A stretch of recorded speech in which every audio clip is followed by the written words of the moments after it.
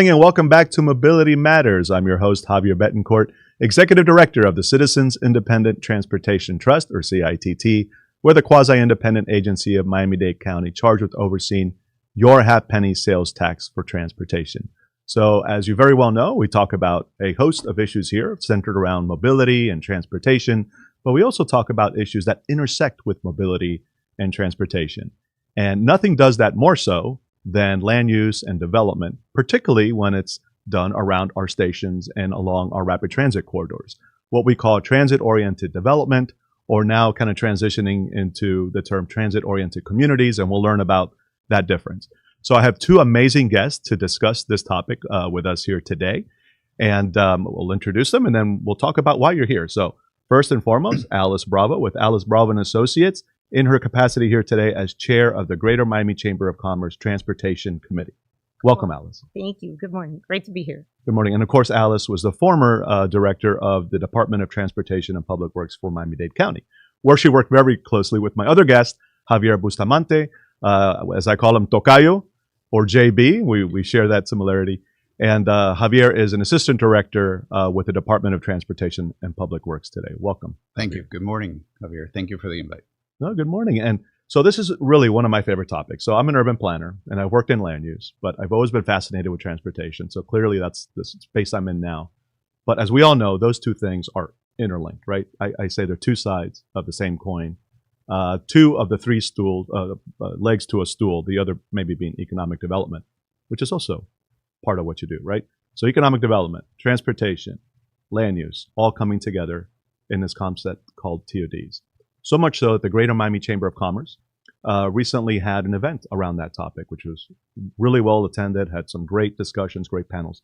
I believe you were a moderator of one of the panels, Alice. Yes. And you were a panelist. So tell us about that event and what were some of the things discussed. We'll start with you, Alice. Well, it was a very well attended event, and we had a panel.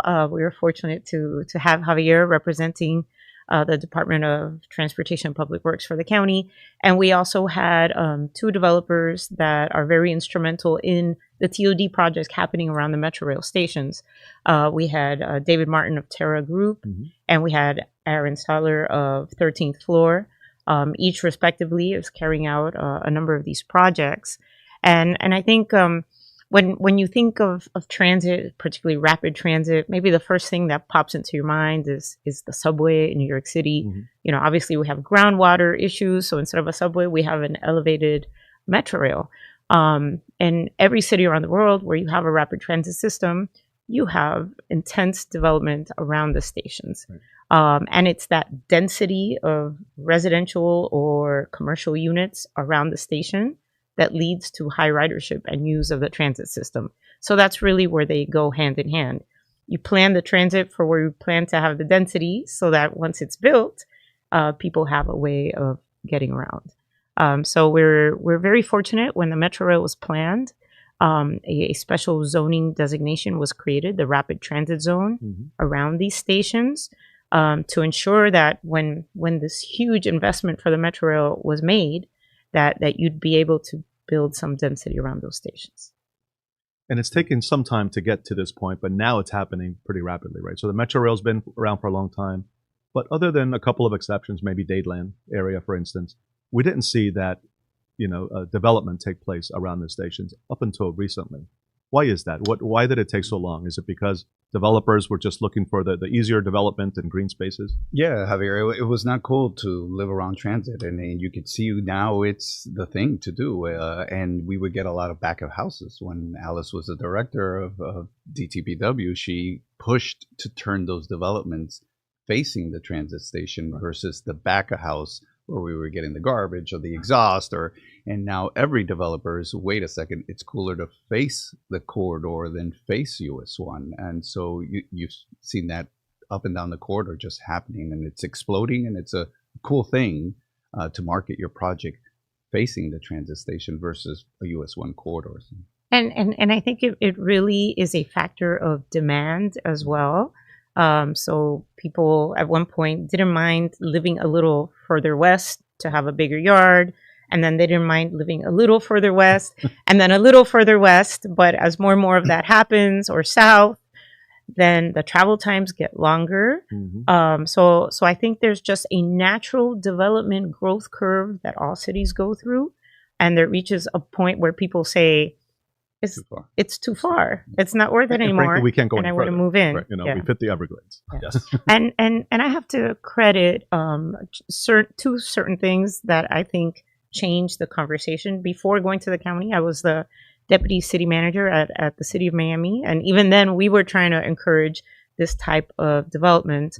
And I think two watershed moments happened.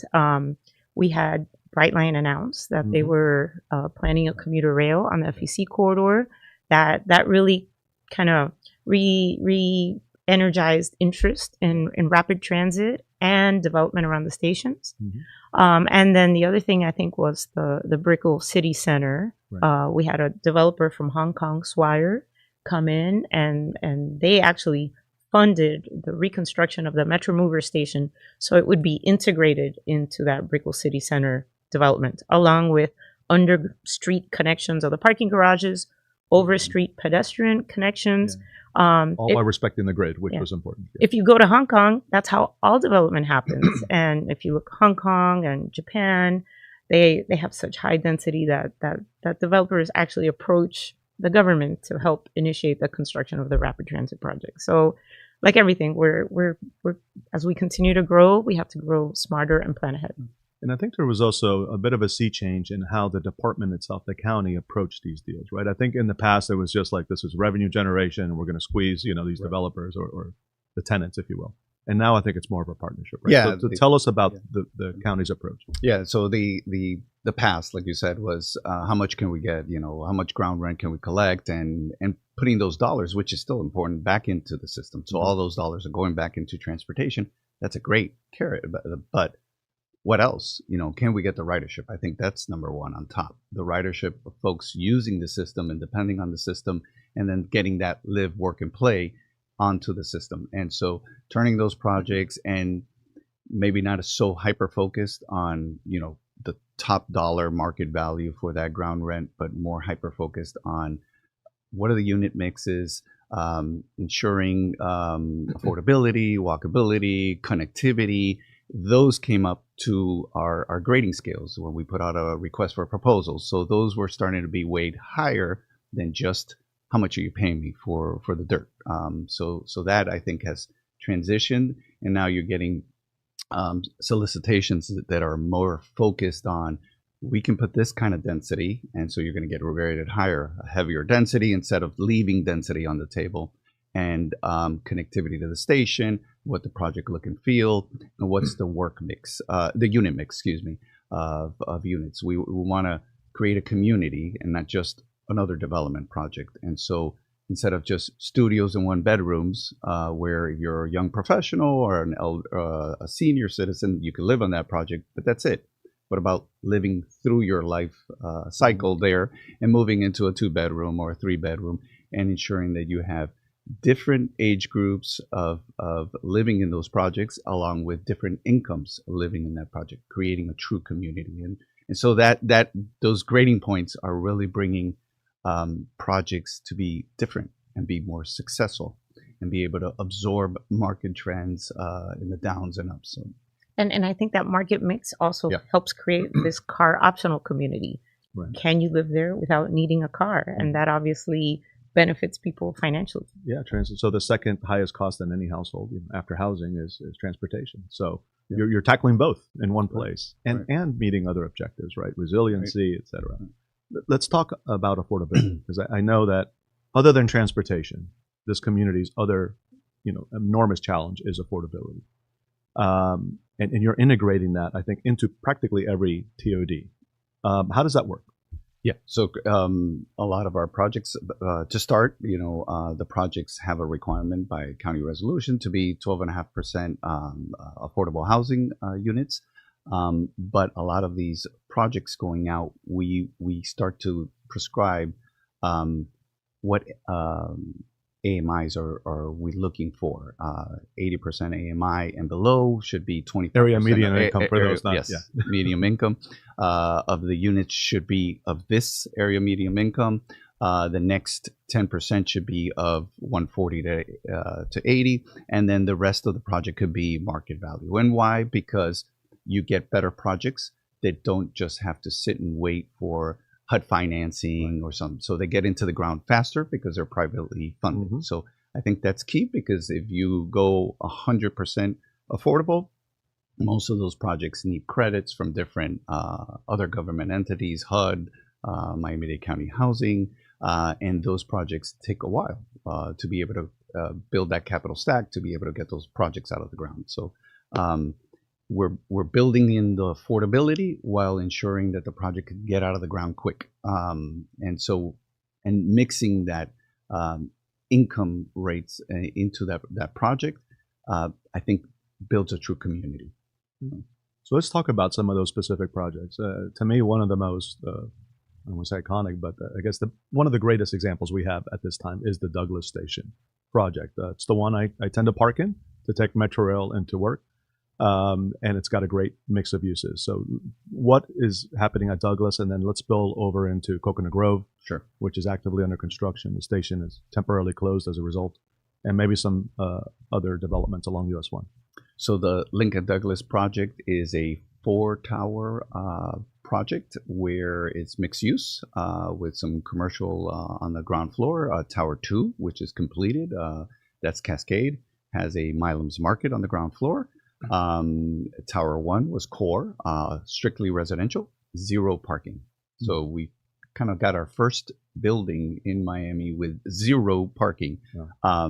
There is some valet parking over at Cascade, but it encourages and it's fully rented, both of those towers. And so encouraging not bringing your vehicle and depending on using the system, the bus system and the parking. And I think that is a very important point, because we talked about market demands and the development community. The fact that the developer was able to finance that project without providing parking shows that the market has really turned a corner in terms of embracing this type of development at transit stations. There was a while ago that even if you could approve a project without parking, they couldn't get the financing for it. Right.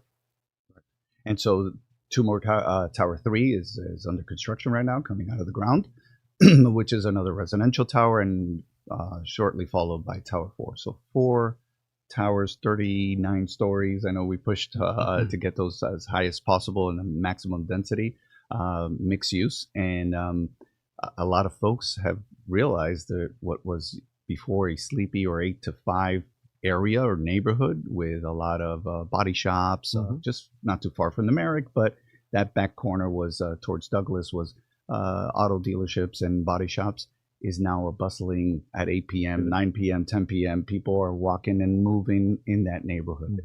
And I believe that the second these units are available for rental, it sells out because the demand is so high. And it's also connected with another public housing project that was built just across the street, which is Cornerstone, and is connected by a pedestrian bridge. A bridge that was there before that was hardly used is now active and live, and people are crossing back and forth. There's an Aldi's across the street. There's a Starbucks across the street, and both projects are just, it's vibrant and living in that area. People want to live in that area. And you could tell by there's no units available.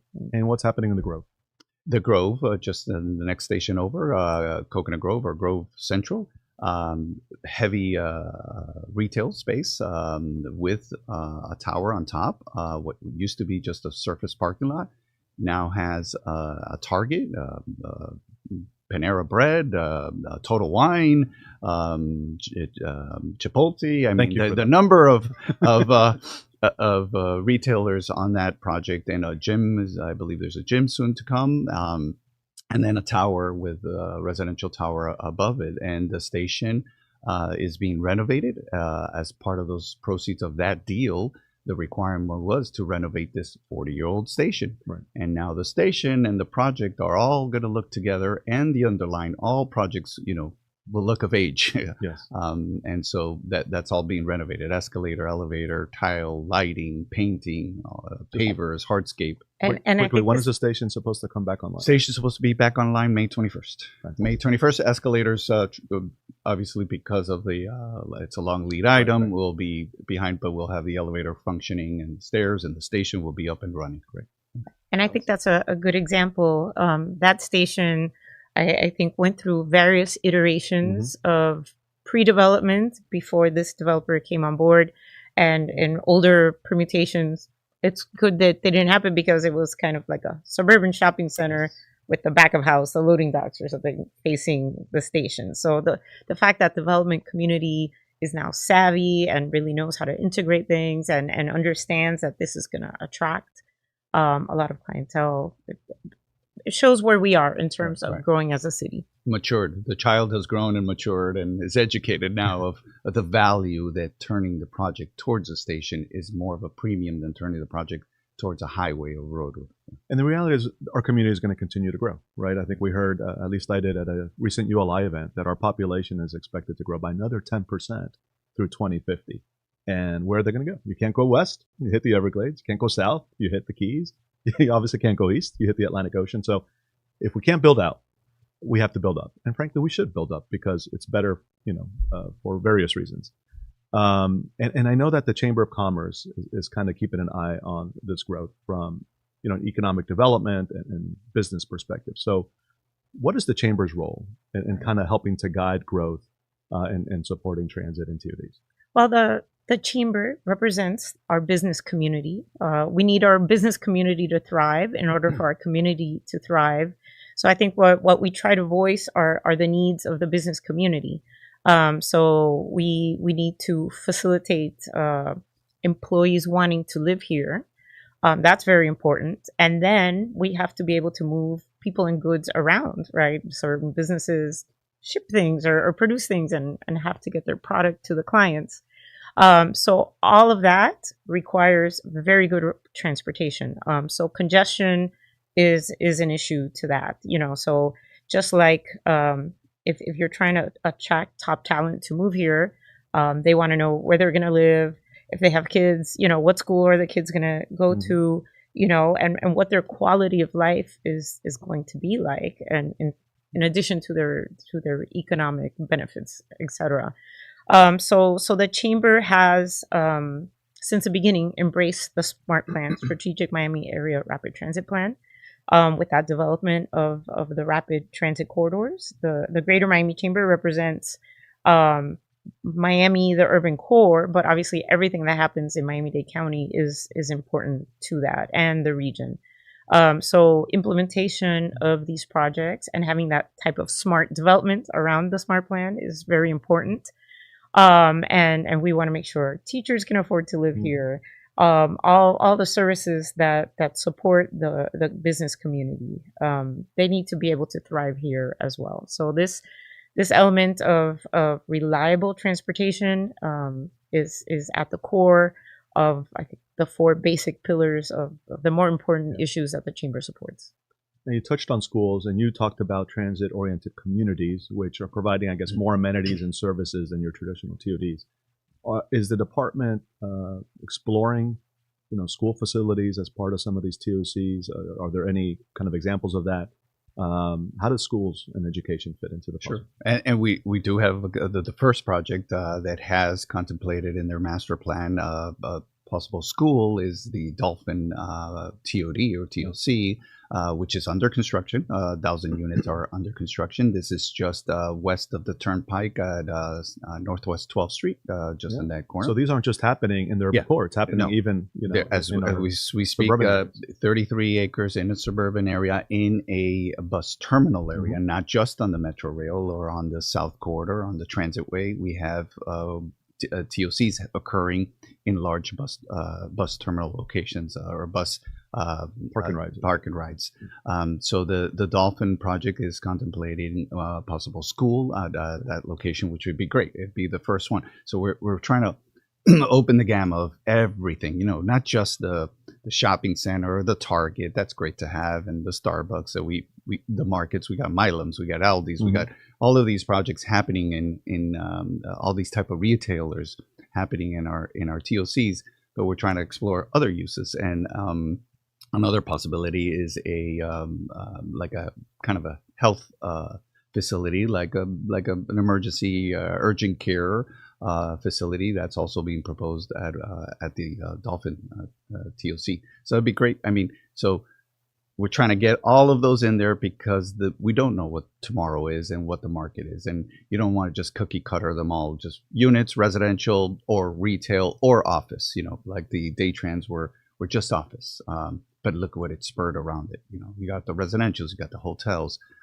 So we've got some schools being contemplated, and it'd be great to see if that comes to fruition and a school can be placed next to a bus terminal, and how that would integrate with the school system and the bus and transportation to that school. That'd be amazing to see it come together. Think about the convenience of living there, and everything you need is there, and then you have access to rapid transit and car optional community. And it's great to see that this isn't just happening along the Metro Rail. It's happening in places like, the park and ride out in Doral, and now down south, right? So I have to admit, I used to be, I would say, critical of something called bus rapid transit, because I didn't think that would actually attract the type of development and investment that you want to support ridership and economic development. But something has proven me wrong, and that's the South Corridor. Yes. So South Corridor, gold standard bus rapid transit, currently under construction along the South Dixie Highway from Florida City to Dadeland South, and really invested in amazing stations that in some ways are better than the metro stations because they're actually air conditioned, right? Which Metro Rail is not. Right. And it's attracting investment in TODs, right? It is. Quail Roost with the Atlantic Pacific project is a massive project where the department had a small parcel where it's just a park and ride. Our public housing department had a couple other parcels. We combined our government properties together, put out one RFP. Atlantic Pacific was a successful candidate for that one, and has developed, and phase one is built, and we should be having a ribbon ceremony in a week from now. They put in the park and ride requirements into a structural garage, 250 spaces, EV charging, covered canopies to the station, direct connection. But now it's not just parking. You can live there, you can play there, you can work there in that immediate community. And they have thousands of affordable housing units being built in that community. That's the Quail Roost project. So on the transit way, not just on the Metro Rail. So that's kind of one of the examples. There's one a little further south. Pinnacle has a project there. That one also has a park and ride. And then we have a couple other ones. Another one, an RFP hitting the street very soon down further south, Southwest 296, what was an empty lot and a surface parking lot will now have development on it. So all of these projects continue to come, and several more to come along the corridor. But those are just our projects. There's around the neighborhood. If anybody's traveled down the US 1 corridor, south of let's say south of Eureka, you'll start seeing project after project just come off the ground.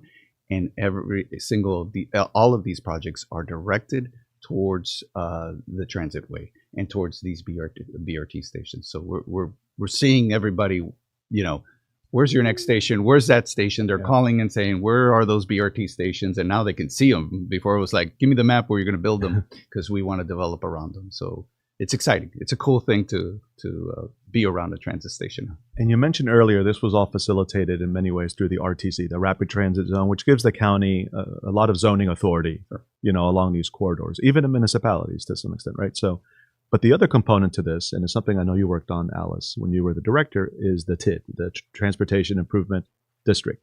Tell us about that, what it is, how does that factor into all of this? That basically helps create a funding and financial mechanism to help support the expansion of transit. So it's an acknowledgement that implementing a rapid transit project is going to spur economic development around the stations. So as those property values increase, the property taxes collected on those properties increase. And definitely as you have a denser development, then there's a more significant increase in those property tax revenues. So it's capturing that incremental growth and reinvesting it into the transit system so that you can keep expanding it. And I'll tell you, in the case of the South Corridor, we received a federal transit grant, 1/3 of the project. And that's, I think, the first grant Miami-Dade County had received in probably like 25 years. So the fact that that project was practical and it was an affordable cost, and it was right for the type of density that was out there, was rewarded by the state contributing to it and the Federal Transit Administration contributing to it. There was debate as to different modes that project could have been that would have been much more expensive and then much longer to implement and more difficult to get those contributions from others. So it's great that that's moving forward and kind of allowing opening that this summer. Yeah, opening this summer. So stay tuned, folks. Yeah.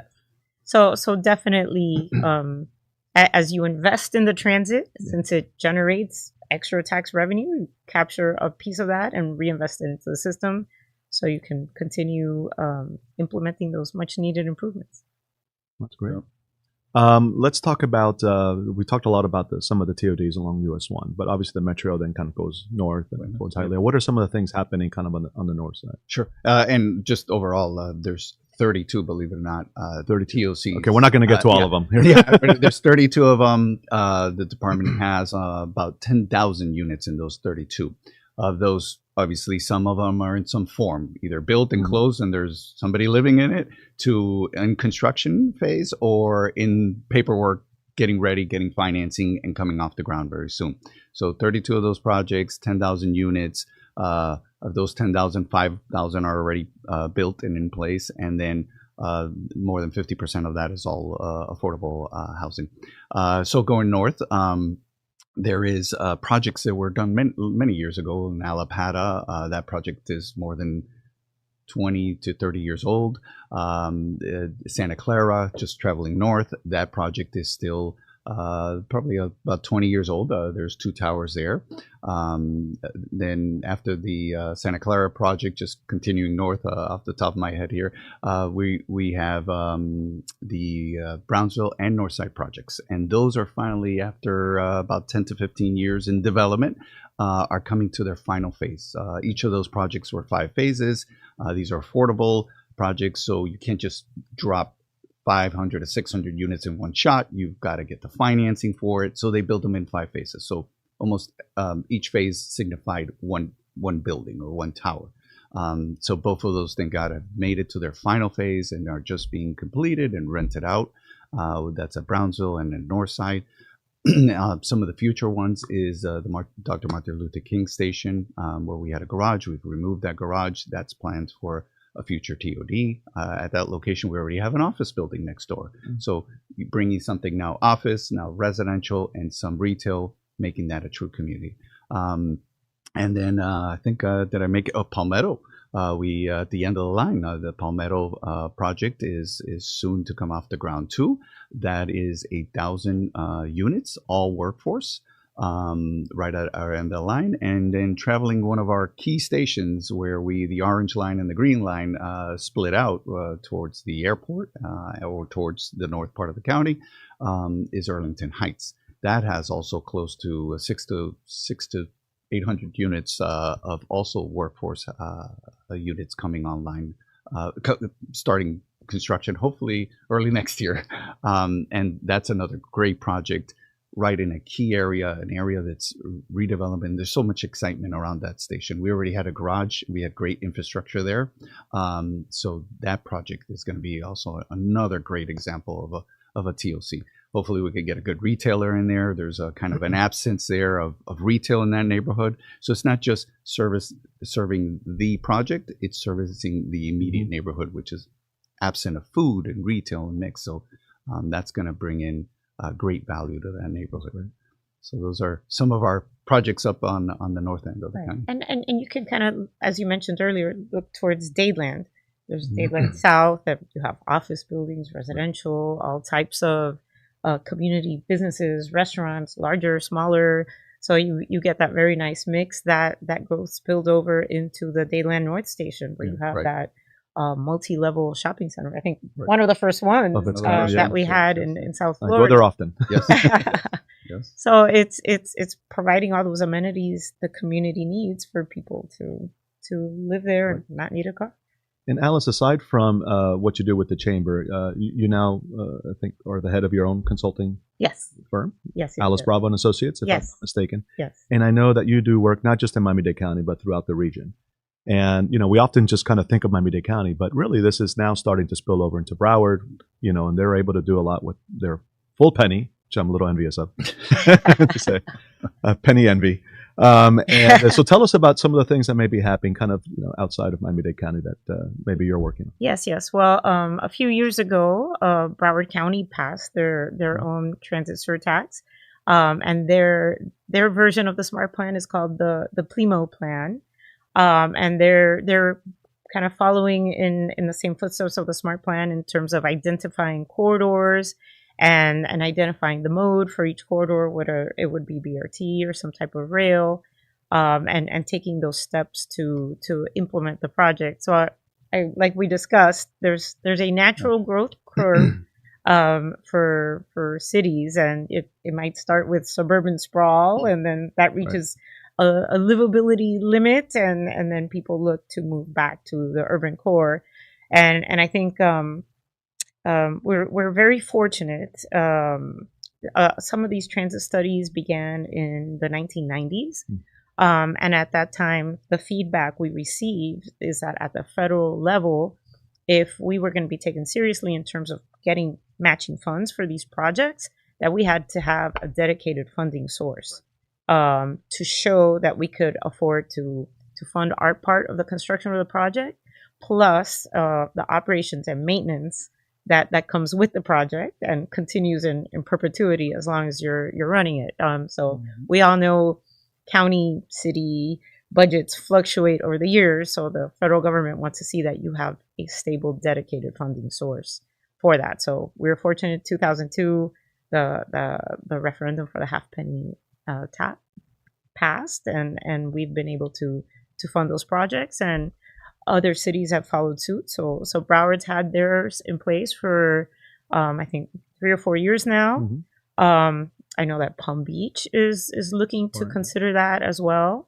And that makes a lot of sense given that we're talking about a regional project. We've talked about the commuter rail on the FEC tracks, and obviously that makes sense if it's active in the 3 counties. So I think each county is brainstorming their piece of it, but it really needs to come together and be operated as one system. So the 3 counties having that funding source to dedicate and provide that stability to fund and operate these projects is a very key piece towards that. I think that is a great thing to end on because we are out of time. But yes, save the half penny.